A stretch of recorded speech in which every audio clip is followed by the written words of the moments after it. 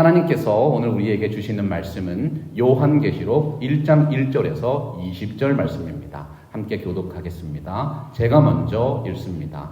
예수 그리스도의 계시라. 이는 하나님이 그에게 주사 반드시 속히 일어날 일들을 그 종들에게 보이시려고 그의 천사를 그 종 요한에게 보내어 알게 하신 것이라.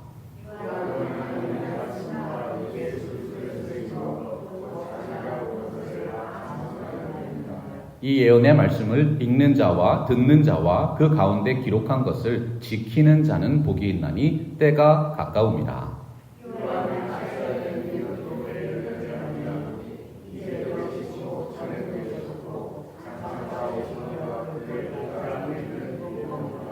또 충성된 증인으로 죽은 자들 가운데에서 먼저 나시고 땅의 임금들의 머리가 되신 예수 그리스도로 말미암아 은혜와 평강이 너희에게 있기를 원하노라. 우리는 우리를 사랑하사 그의 피로 우리 죄에서 우리를 해방하시고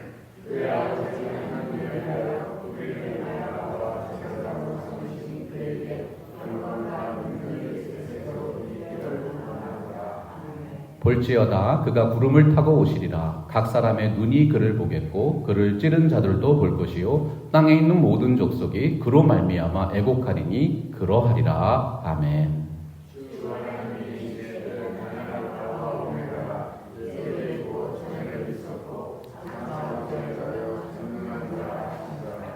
나 요한은 너희 형제요 예수의 환난과 나라와 참음에 동참하는 자라. 하나님의 말씀과 예수를 증언하였으므로 말미암아 밤모라 하는 섬에 있었더니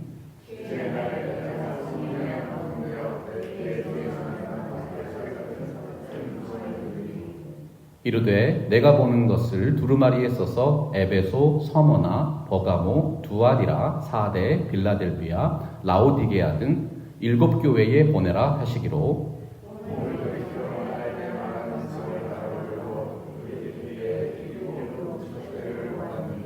촛대 사이에 인자 같은 이가 발에 끌리는 옷을 입고 가슴에 금띠를 띠고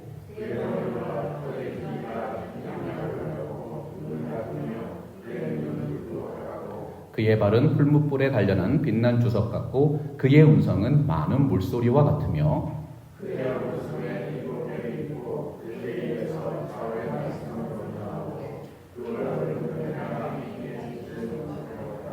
내가 볼 때에 그의 발 아래에 엎드려져 죽은 자 같이 되매 그가 오른손을 내게 얹고 이르시되 두려워하지 말라. 나는 처음이요 마지막이니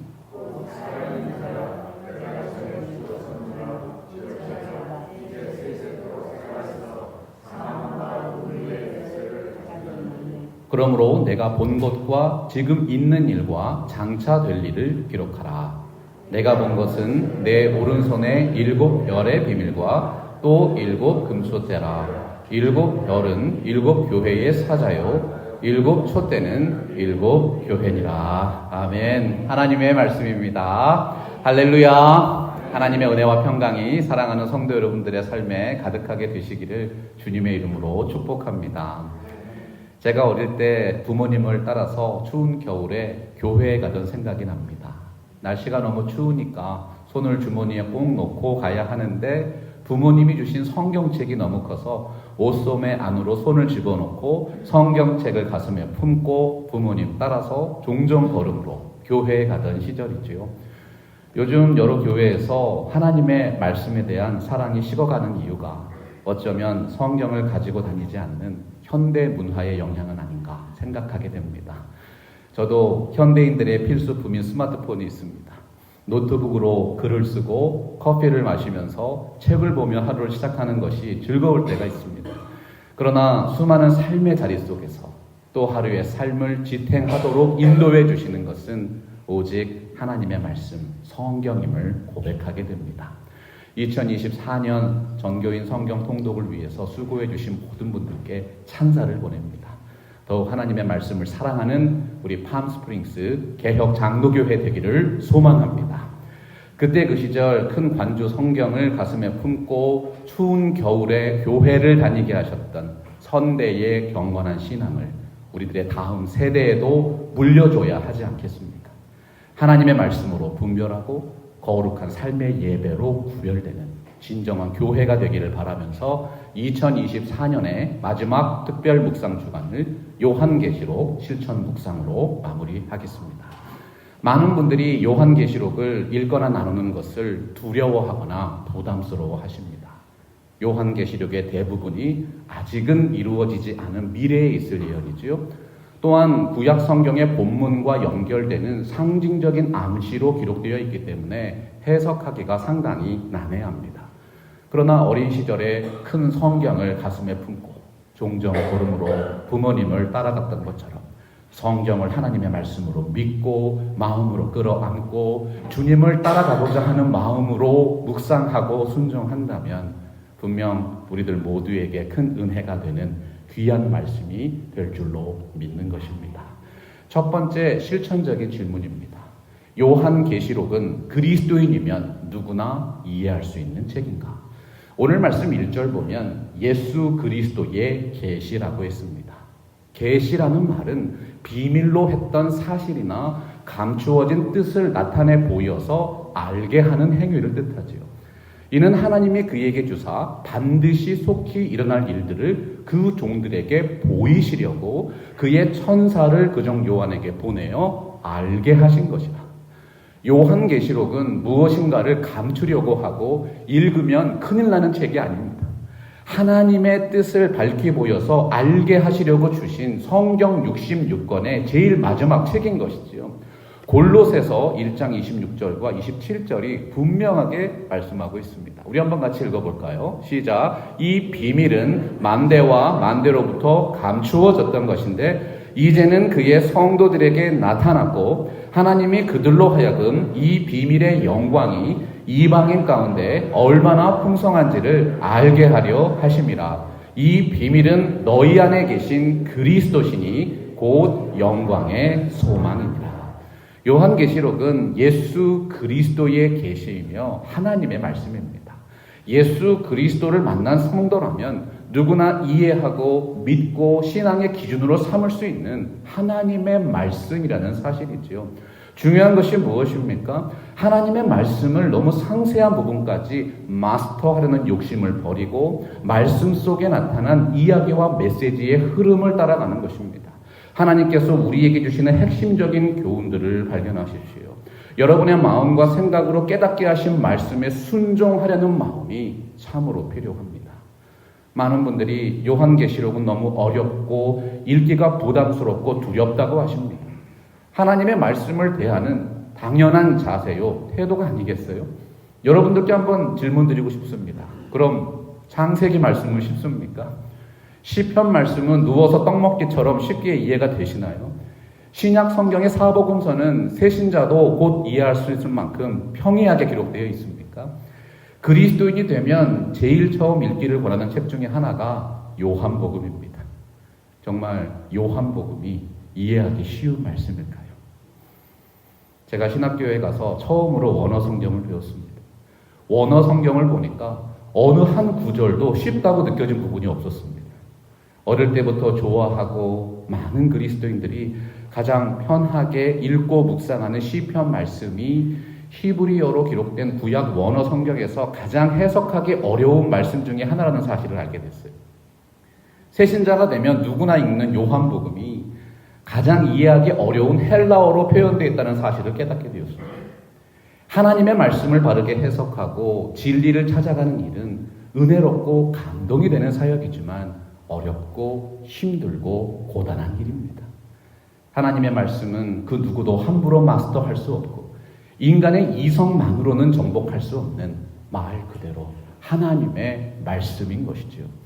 예수 그리스도의 계시라는 표현 자체가 우리에게 주어진 이 말씀이 그저 평범한 사람의 말이 아니라 하나님의 말씀임을 강조하고 있는 것입니다.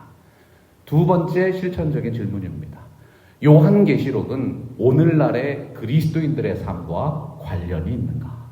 한번 3절을 같이 읽어볼까요? 시작. 이 예언의 말씀을 읽는 자와 듣는 자와 그 가운데 기록한 것을 지키는 자는 복이 있나니 때가 가까움이라.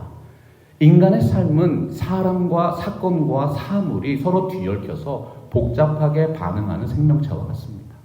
하나님이 창조하신 세상과 이 시대를 분별하기 위해서 우리는 반드시 하나님의 마음과 하나님의 뜻으로 이 모든 일들을 바라보아야 하는 것이지요. 왜 말씀을 읽고 듣고 지키는 것이 우리에게 복이 되겠습니까? 때가 가까웠기 때문입니다. 하나님의 말씀으로 우리의 삶과 세상과 이 시대를 분별할 때 비로소 하나님께서 허락하시는 참된 사명과 비전을 발견하게 되는 것이지요. 요한계시록 주석으로 알려진 저명한 신약학자인 리차드 보캄 박사가 말했습니다. 요한계시록의 80%는 앞으로 될 일에 대해서 기록한 것입니다. 그러나 그 기록 80% 전체가 오늘을 사는 그리스도인들의 삶에 적용할 수 있는 말씀입니다. 우리가 살고 있는 이 세상은 아직도 악의 세력이 득세하고 있습니다. 여러 가지 모양으로 교회를 유혹하고 핍박하고 있지요. 보캄 박사는 오늘의 삶에 적용할 수 있는 요한계시록의 가장 실천적인 포인트는 영적 전쟁에서의 승리와 바른 예배라고 강조했습니다.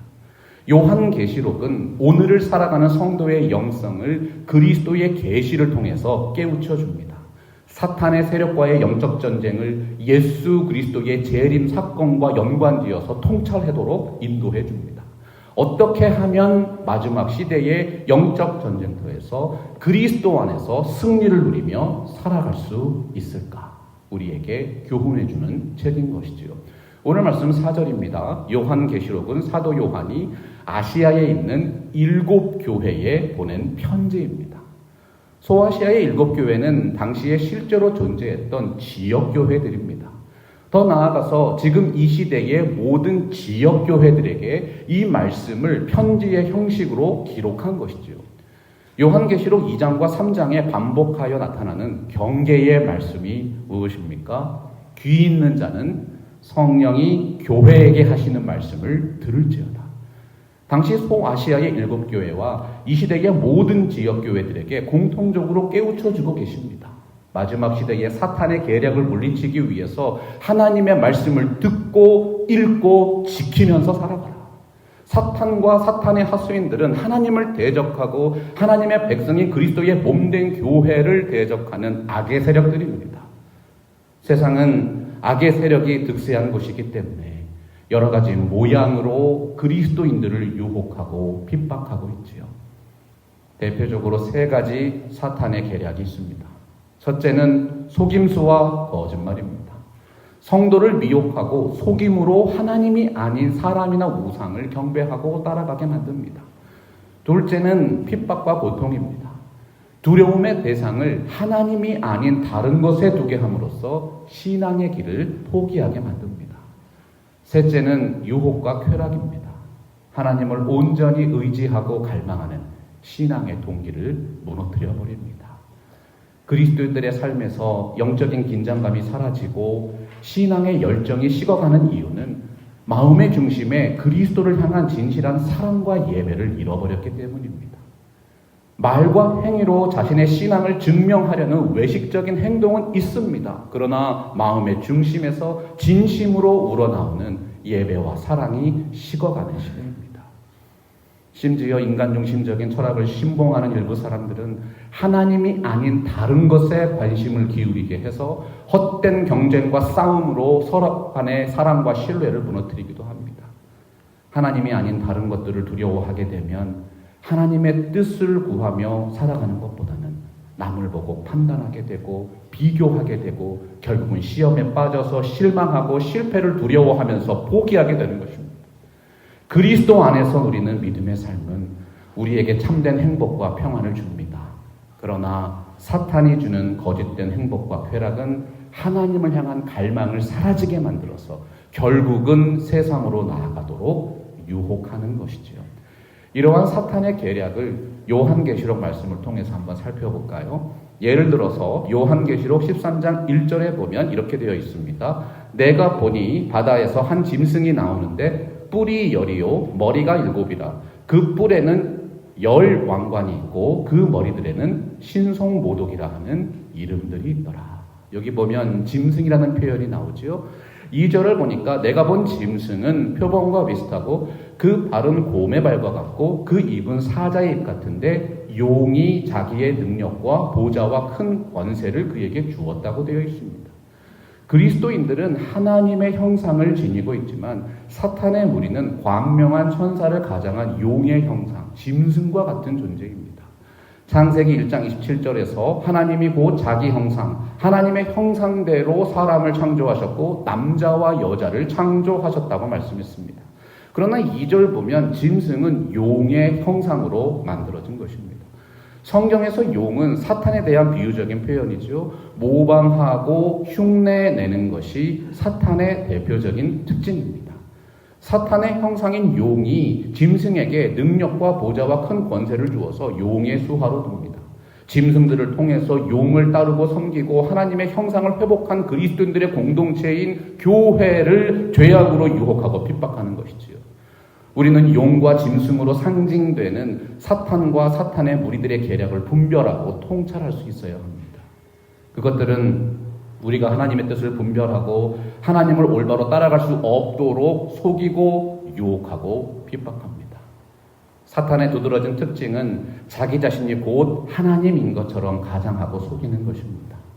사람들이 하나님이 아닌 우상을 숭배하게 만들어서 교회를 무너뜨리는 것이죠. 여러분, 사탄의 무리는 삼위일체 하나님의 속성까지도 흉내냅니다. 13장 1절 말씀 다시 보십시오. 사탄의 머리에 10개의 면류관이 있다고 했습니다. 사탄도 희망을 주고 평안도 주고 행복을 주는 광명한 천사로 가장합니다. 자신이 하나님인 것처럼 흉내냅니다. 공의로운 척, 사랑하는 척, 완전한 척, 영원한 척, 자신의 무능과 연약함을 고백하지 않고 마치 모든 것을 다 할 수 있는 것처럼 하나님의 능력을 모방하는 존재입니다. 결국 다양한 세상의 우상들을 만들어 세워서 하나님이 아니라 사탄이 만든 우상에게 절대적인 신뢰와 헌신을 드리도록 강요하는 것이지요. 사탄의 속성은 모든 거짓의 아비입니다. 여러분, 거짓 선지자들을 분별하셔야 합니다. 거짓 선지자의 특징은 다른 사람들을 미혹해서 함정에 빠뜨리는 것입니다. 주님의 말씀을 왜곡하고 혼잡하게 만들지요. 바른 진리가 아닌 사람의 귀에 듣기 좋은 유혹의 메시지를 전파함으로 교회의 힘의 근원인 신앙을 마비시킵니다. 사람의 마음에 인간 세상에 대한 과도한 두려움을 품게 해서 그리스도인들이 진정으로 두려워해야 하는 하나님이 아니라 썩어 없어질 짐승의 모양을 바라보고 따르게 만드는 것입니다. 요한 사도가 경계하였지요. 사랑하는 자들아, 영을 다 믿지 말고 오직 영들이 하나님께 속하였나 분별하라. 많은 거짓 선지자가 세상에 나왔습니다. 어떻게 거짓 선지자를 분별할 수 있을까요? 우리 한번 요한 1서 4장 2절과 3절 선포할까요? 시작. 이로써 너희가 하나님의 영을 알지니 곧 예수 그리스도께서 육체로 오신 것을 시인하는 영마다 하나님께 속한 것이요 예수를 시인하지 아니하는 영마다 하나님께 속한 것이 아니니 이것이 곧 적 그리스도의 영이니라. 오리라 한 말을 너희가 들었거니와 지금 벌써 세상에 있느니라. 예수를 그리스도로 시인하지 않는 이들이 전하는 말들은 거짓입니다.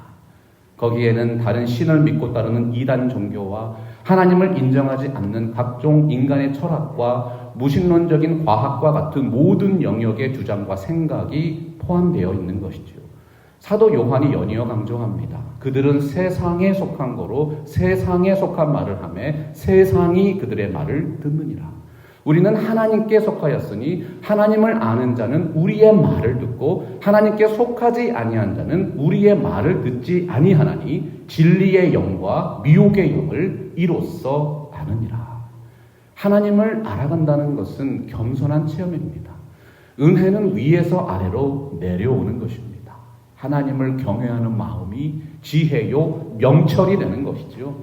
겸손한 분은 말씀에 대한 지식이 깊어질수록 그리스도의 마음을 품게 되고 하나님의 성품을 닮아갑니다. 말씀의 진리 안에서 예수님의 사랑을 전하고 실천하는 이들이 이 시대의 진정한 성도들이요 주님의 종들인 것이죠. 이와 같이 요한계시록은 오늘을 사는 우리들의 삶의 현장에서 일어나는 영적 전쟁에 대한 살아있는 메시지입니다. 사랑하는 여러분, 말씀을 읽고 고백하고 기도하며 실천하셔야 합니다. 무엇보다 우리 그리스도인들이 먼저 예수님의 십자가 앞에 무릎을 꿇어야 합니다. 우리 안에 있는 교만한 마음을 꺾어야 합니다. 죄악된 욕망을 버려야 합니다. 헛된 경쟁심을 이겨내야 합니다. 진정한 싸움의 상대인 사탄의 권세와 계략을 물리쳐야 하는 것이지요. 말씀과 기도로 교회가 하나게 되어서 결연하게 맞서야 하는 것입니다. 나의 마음 속에서 일어나는 내면의 전쟁에서 승리하는 분들이 큰 영적인 전투에서 승리를 누릴 수 있습니다. 저는 우리 팜스프링스 개혁 장로교회가 이 거룩한 영적인 전쟁에서 반드시 승리할 것이라고 믿습니다. 요한계시록의 핵심 메시지는 하나님은 승리하신다입니다. 바로 그 하나님의 승리가 교회의 승리가 된다는 약속을 확신하시기를 주님의 이름으로 축복합니다. 또 충성된 증인으로 죽은 자들 가운데서 먼저 나시고 땅의 임금들의 머리가 되신 예수 그리스도로 말미암아 은혜와 평강이 너희에게 있기를 원하노라. 우리를 사랑하사 그의 피로 우리 죄에서 우리를 해방하시고 그의 아버지 하나님을 위하여 우리를 나라와 제사장으로 삼으신 그에게 영광과 능력이 세세토록 있기를 원하노라. 아멘. 하나님의 승리가 어떻게 교회의 승리가 됩니까? 예수 그리스도와 우리가 하나로 연합되어 있기 때문입니다. 그리스도께서 이루시는 승리와 영광이 그리스도의 몸된 교회에게 전가됩니다. 하나님의 말씀을 통해서 주님과 늘 동행하셔야 하는 이유입니다. 성경이 약속하는 승리의 근거는 우리가 언제나 주님 안에 있고 주님이 늘 우리 안에 계신다는 진리인 것이죠. 7절과 8절 말씀 우리 목소리로 한번 선포해 볼까요? 시작. 볼지어다 그가 구름을 타고 오시리라. 각 사람의 눈이 그를 보겠고 그를 찌른 자들도 볼 것이요 땅에 있는 모든 족속이 그로 말미암아 애곡하리니 그러하리라. 아멘. 주 하나님이 이르시되 나는 알파와 오메가라. 이제도 있고 전에도 있었고 장차 올 자요 전능한 자라 하시더라. 모든 것의 시작이요 끝이 되신 주님께서 구름을 타고 이 땅에 다시 오실 때 우리는 그 영원한 승리와 영광을 목도하게 될 것입니다. 세 번째 실천적인 질문입니다. 요한계시록이 말씀하는 핵심 메시지는 무엇일까요? 성경은 하나님의 말씀입니다. 성경의 핵심 주제는 예수 그리스도와 하나님의 나라입니다. 누가복음 24장 보면 부활하신 예수 그리스도께서 우리가 성경을 어떻게 읽어야 하는지 친히 알려주셨지요. 이에 모세와 모든 선지자의 글로 시작하여 모든 성경에 쓴 바 자기에 관한 것을 자세히 설명하십니다.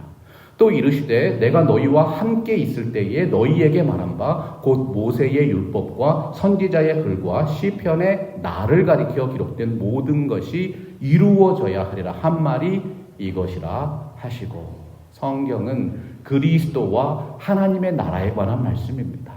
사도행전의 맨 마지막 구절에서 그리스도의 종이신 사도 바울이 힘을 다해 전파했던 성경 해석의 진수를 확인해 보시기 바랍니다. 하나님의 나라를 전파하며 주 예수 그리스도에 관한 모든 것을 담대하게 거침없이 가르치더라.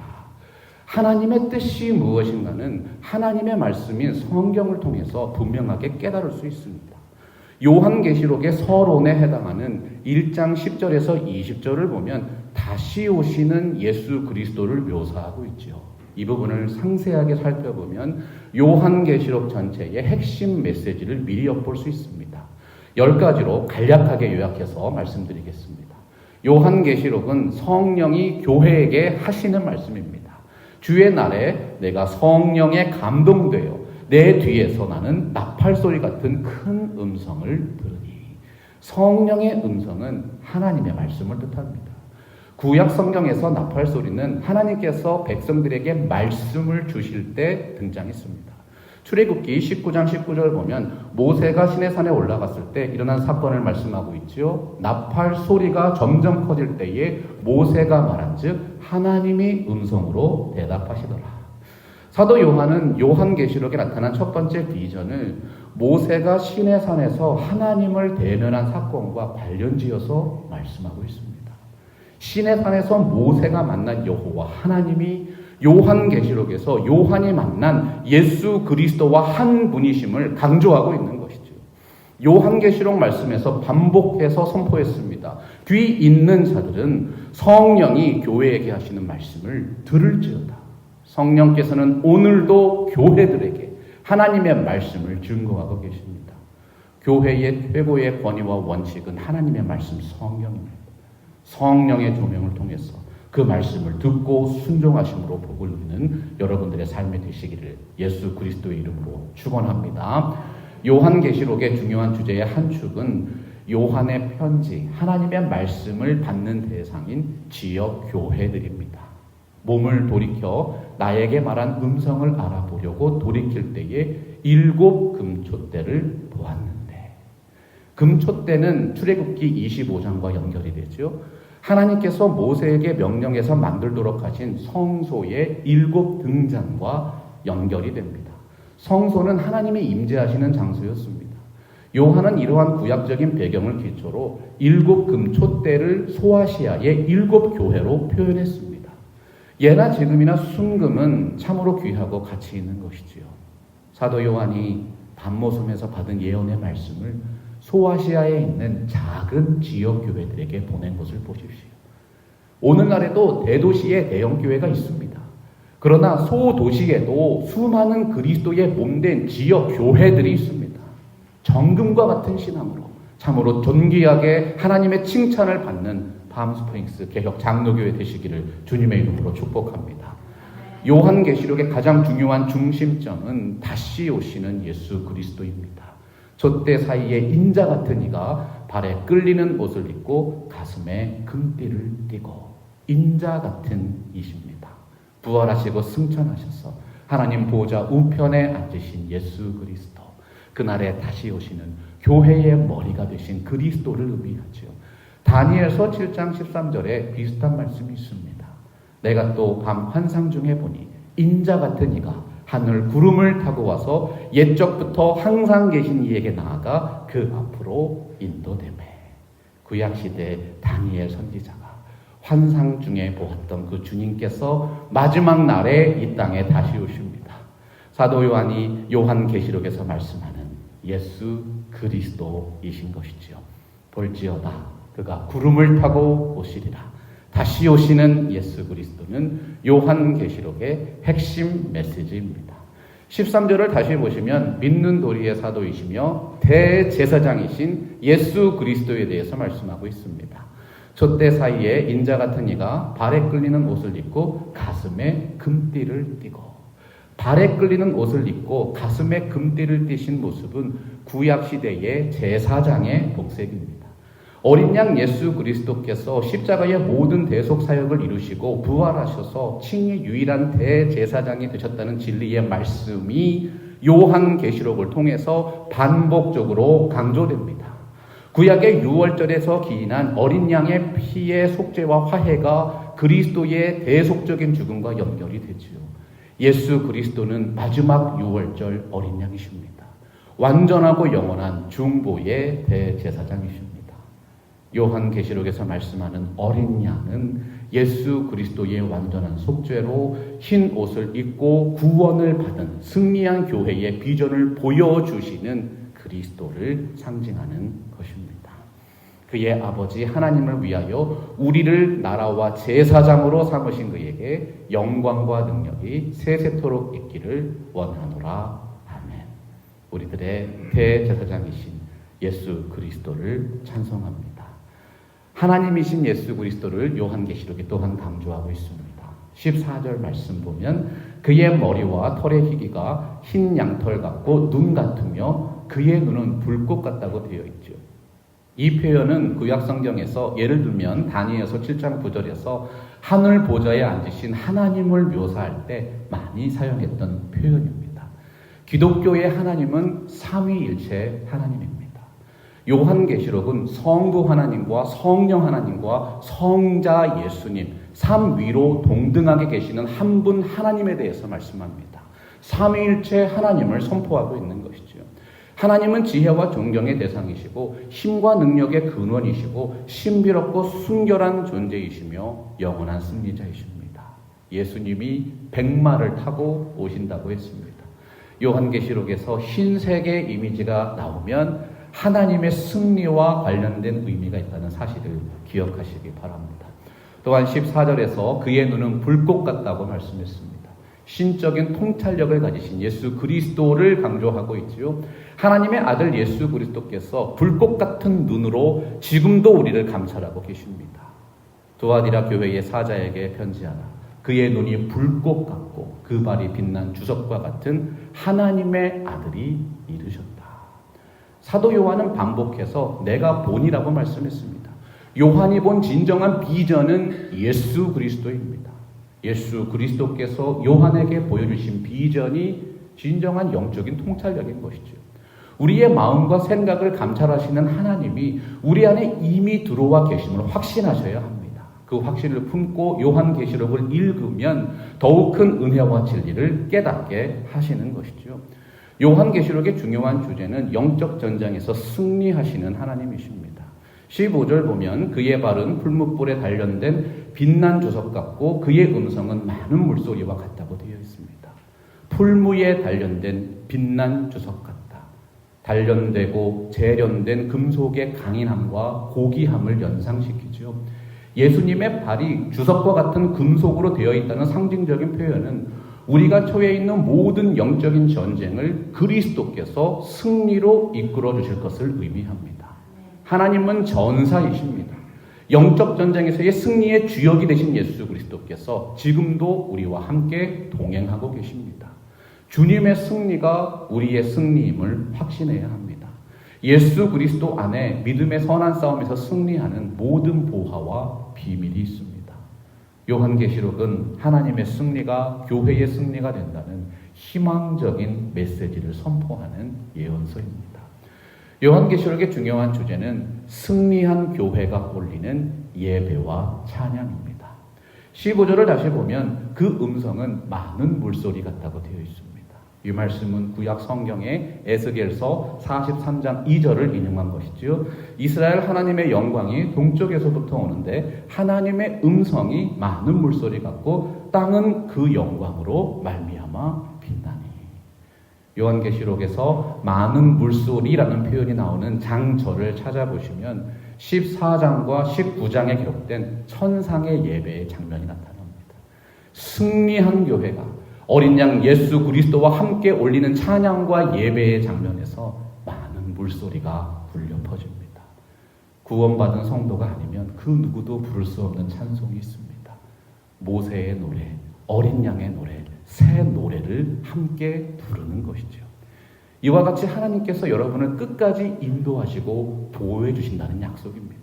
16절을 보십시오. 그의 오른손에 7별이 있고 그의 입에서 좌우에 날선검이 나오고 그 얼굴은 해가 힘있게 비치는 것 같더라. 오른손은 하나님의 능력을 상징적으로 표현하는 구약적인 말씀이죠. 그 능력의 오른손으로 7개의 별을 붙잡고 계십니다. 7별은 소아시아의 7교회의 사자들입니다. 교회의 최고의 권위인 하나님의 말씀과 교회를 움직이시는 성령과 그리스도의 신부된 교회 자체를 상징하고 있습니다. 하나님께서 그 오른손으로 7별을 꽉 붙잡고 계십니다. 구약 성경의 출애굽기 15장 6절과 연결되죠. 여호와여 주의 오른손이 권능으로 영광을 나타내시니이다. 여호와여 주의 오른손이 원수를 부수시니이다. 아직도 이 마지막 시대에는 교회를 대적하고 교회를 무너뜨리려는 사탄의 영향력이 있습니다. 하나님께서 친히 이 땅의 모든 지역 교회들을 이렇게 꽉 붙잡고 인도하고 보호해 주신다는 것입니다. 그 두려운 종말의 날에도 하나님의 인도하심과 보호하심이 정녕 여러분과 함께 하실 것입니다. 16절을 다시 보시면 그의 입에서는 좌우에 날선 검이 나온다고 했습니다. 히브리서 4장에서도 말씀했지요. 하나님의 말씀은 살아있고 활력이 있어 좌우에 날선 어떤 검보다 예리하여 혼과 영과 관절과 골수를 찔러 쪼개기까지 하며 마음의 생각과 뜻을 판단하나니 지으신 것이 하나도 그 앞에서 나타나지 않음이 없고 우리의 결산을 받으실 이의 눈앞에 만물이 벌거벗은 것 같이 드러나느니라. 요한계시록은 심판에 대한 하나님의 말씀입니다. 예수 그리스도의 재림과 심판에 대한 메시지입니다. 하나님의 말씀에는 공의로운 심판의 능력이 있습니다. 마지막 날 예수 그리스도께서 재림하실 때에도 날선 검과 같은 하나님의 말씀으로 심판하실 것입니다. 사도 요한이 요한계시록 1장에서 다시 오시는 예수 그리스도의 비전을 통해 결론적으로 고백하는 것은 하나님의 영광입니다. 16절 보시면 그 얼굴은 해가 힘있게 비치는 것 같다고 말씀했습니다. 환상 가운데서 본 그리스도의 모습을 한마디로 요약해서 표현한 것입니다. 예수 그리스도는 하나님의 영광의 광채시며 그 본체의 형상이십니다. 하나님의 영광은 하나님의 성품의 총합이고 본질이요 계시이지요. 참으로 놀라운 진리가 무엇입니까? 그 밝음의 이미지가 요한계시록의 마지막 부분에서는 새 예루살렘을 표현할 때 사용되었다는 것입니다. 우리 같이 요한계시록 21장 22절과 23절 말씀 같이 선포할까요? 시작. 성 안에서 내가 성전을 보지 못하였으니 이는 주 하나님 곧 전능하신 이와 및 어린 양이 그 성전이심이라. 그 성은 해나 달의 비침이 쓸데없으니 이는 하나님의 영광이 비치고 어린 양이 그 등불이 되심이라. 아멘. 여러분, 다시는 밤이 없고 고통이 없고 아픔이 없고 환난이 없습니다. 등불과 햇빛이 쓸데없으니 이는 주 하나님이 그들에게 비치심이라. 그들이 세세토록 왕 노릇 하리로다. 사도 요한이 요한계시록을 시작하면서 보았던 다시 오시는 예수 그리스도의 모습은 하나님의 영광의 광채였습니다. 바로 그 하나님의 영광이 그리스도의 몸된 교회의 성도들이 누리게 되는 찬란한 새 예루살렘의 영광으로 확장되는 것입니다. 요한계시록이 말씀하는 가장 중요한 주제이지요.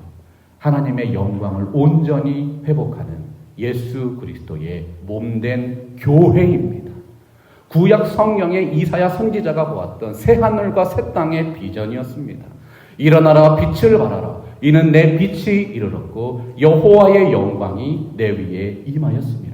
보라 내가 새 하늘과 새 땅을 창조하나니 보라 내가 예루살렘을 즐거운 성으로 창조하며 그 백성을 나의 기쁨으로 삼으리라. 사랑하고 존경하는 성도 여러분, 지금은 우리가 치열한 삶의 현장과 영적인 전쟁터에서 살아가고 있습니다. 그러나 우리는 이미 부활하신 예수 그리스도의 영광의 소망을 가진 하나님의 백성들입니다. 주님께서 다시 오시는 그날 모든 성도들은 이러한 찬란한 하늘의 영광을 입게 되는 것입니다. 마지막 날에 이루어지는 하나님의 영원한 승리를 통해서 예수 그리스도의 몸된 교회의 영광이 완전한 새로움과 충만함으로 회복됩니다. 이러한 희망차고 긍정적인 복음의 메시지가 요한계시록을 통해서 선포되는 영광스러운 하나님 나라의 비전인 것이죠. 우리가 이 약속의 말씀을 듣고 읽고 지켜야 하지 않겠습니까? 그들이 세세토록 왕노릇 하리로다. 모든 성도님들의 마음과 삶에 진정한 소망을 품게 해주시는 하나님의 약속입니다. 요한계시록은 오늘날 그리스도인들의 삶에 적용할 수 있는 말씀입니다. 어떻게 영적 전쟁에서 승리를 누리며 살아갈 수 있는지 성경적인 근거를 뚜렷하게 보여주십니다. 우리가 하나님을 신령과 진정으로 예배하고 사랑하고 신뢰할 때 마지막 시대의 영적 전쟁에서 승리를 누리며 살아갈 수 있습니다. 무엇보다 요한계시록은 하나님은 누구신가에 대한 분명한 진리를 보여줍니다. 요한이 보았던 첫 번째 비전인 예수 그리스도를 통해서 우리는 하나님이 누구신지에 대한 분명한 해답을 찾을 수 있고 요한계시록 전체의 핵심 메시지를 미리 엿볼 수 있습니다. 예수 그리스도의 영광이 영원한 하나님 나라의 영광이요 교회의 영광이 될 것입니다. 예수 그리스도의 영광으로 교회가 온전히 충만해지는 그 날을 소망하게 됩니다. 하나님의 영원한 승리를 통해서 교회의 영광이 완전히 새롭게 회복된다는 희망찬 메시지가 요한계시록 전체를 관통하는 핵심 메시지입니다. 사도 바울이 디모데후서 2장 11절과 12절에서 말씀하셨죠. 이것이 바로 우리가 앞으로 걸어가야 하는 신앙의 여정입니다. 우리 한 마음과 한 목소리로 다시 한번 선포해 보겠습니다. 시작. 미쁘다 이 말이요 우리가 주와 함께 죽었으면 또한 함께 살 것이요 참으면 또한 함께 왕노릇 할 것이니라. 아멘. 요한계시록은 믿지 않는 이들에게는 두려움과 공포의 메시지이지만 구원받은 하나님의 백성들에게는 회복과 승리와 축복의 메시지입니다.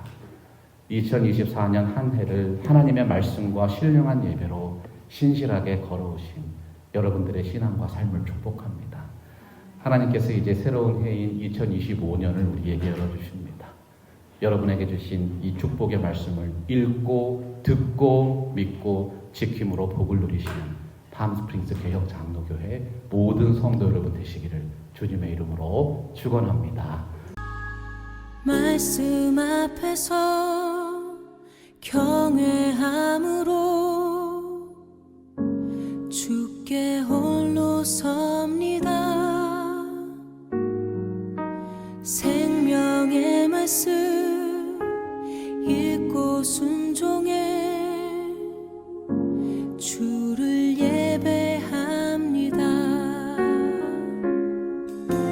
기록된 말씀 힘이 있어서